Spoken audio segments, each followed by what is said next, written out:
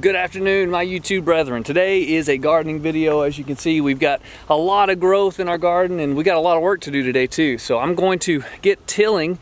We got to break up some ground for our fall garden, so we're going to do that. And then also I'll bring you along, show you how we stripped out one bed of cucumbers that was too hot and they were a little bitter, so we stripped those out. We're going to replant those for a fall crop, and then I'll kind of show you around the farm as we get started today. But first things first, I rented a rototiller and we're going to till about a fifth of an acre today, so I'm going to get started on that.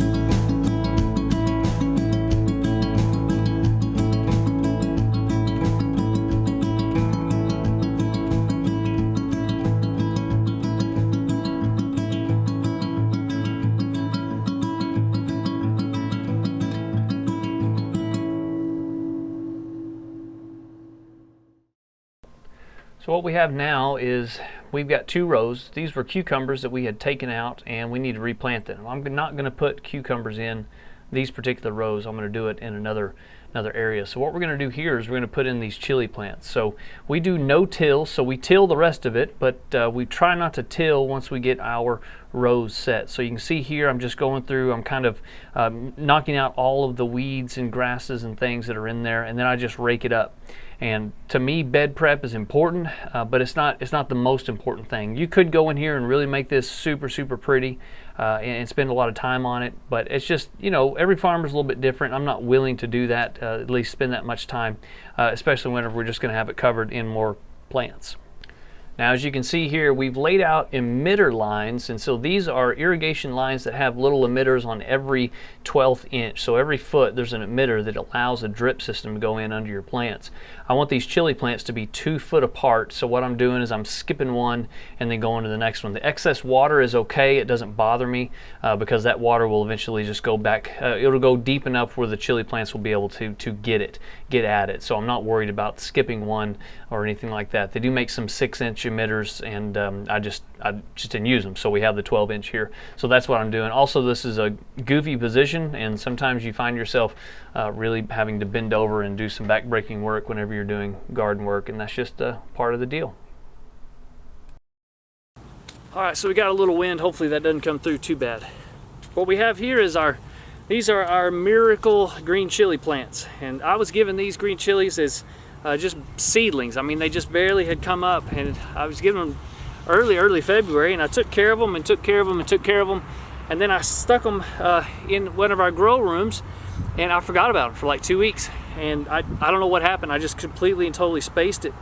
So I went back, and they were essentially already dead, but here they are. I put them back out, I brought them back to life, I set them back outside and kind of got them acquainted back to the sun, and man, it's just, I don't know if they're going to grow very well or not. You can tell they're yellowed and really withered, and they had some blooms, but they've fallen off. So I've got this extra row that we did, and and I'm just going to plant them, see what happens. So here's what I do whenever I plant any tomatoes or peppers, eggplant, any of that kind of plant, and especially things that take up a lot of nutrients to push into one thing. So like a tomato is going to push all that into growing a tomato whenever you prune it down. Pepper's going to push all that into a pepper. So I always add a little bit of natural fertilizer. This is tomato tone. It's what I had on hand. It's not the best in my opinion, but it's decent and it's organic and blah blah blah, and it's not bad at all. I really prefer a blood and bone meal compound that's kind of blended together, and I really prefer that, but this is what I've got. And then also I take and I add a little bit of anzonite, and it's just a powdery mineral that goes in your soil, and I put about just a handful in each hole before I actually put the plant in. And then I also, because I have a whole bunch of them, and I can't sell them all and I can't eat them all, so a lot of times I just end up composting them anyway.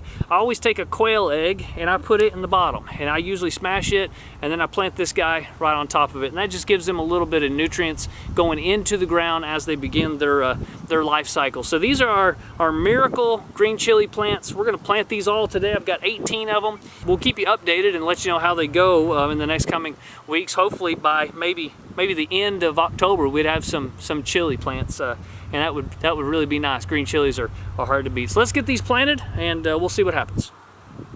Okay, just to clarify here, going down and planting all of these green chilies, a little bit of anzonite in the bottom, a little bit of whatever fertilizer you have. Again, the tomato tone is really good. You can find it just about anywhere.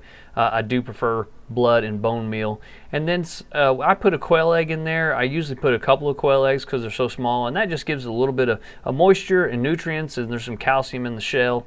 And a lot of people argue that it's not necessarily, and it doesn't actually do anything, but in my mind I'm doing something. So sometimes it's just for ease of mind. And you can see here I'm a weakling and can't get the quail egg to crack, and so I'll come back in and just kind of poke it and break it with a stick as I put this on. Also, I wanted to let you know, because these have been neglected and are a little in rough shape, take the root system out of the bottom. Just kind of strip it out so those roots have a chance to get started and they're not bound up as you plant them. Well, we got everything tilled up and we finished planting yesterday. It was so hot and miserable yesterday, and everything was so dry and dusty. I was filthy, man. I looked like a miner that had just gone down and mined for 12 hours straight. But we did get all the green chilies planted. Let me show you. So I only had 18 plants, just enough for this one row.